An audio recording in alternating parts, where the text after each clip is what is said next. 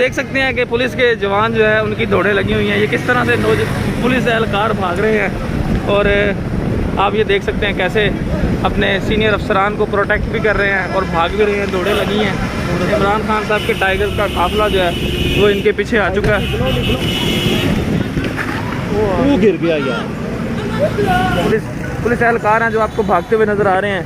ये आप देख सकते हैं, ये आप देखें कैसे पुलिस की गाड़ियाँ जो है। ये शैल वाला डब्बा है, वो गाड़ी है ये वाली। हाँ वो देखें शैल सारे पड़े हुए हैं उसमें बॉक्स।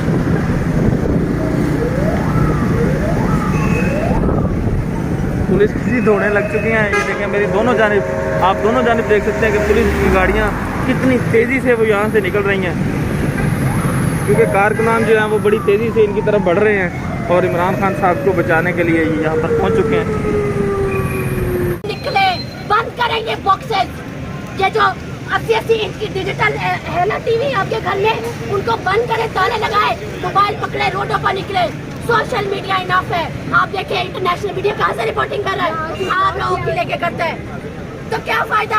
आप अपनी बरादरी लेकर आके यहाँ खड़े हो, ये अपनी नौकरियाँ छोड़े, अपनी वर्दियाँ उतारे, फेंके, इस सब में आके खड़े हो।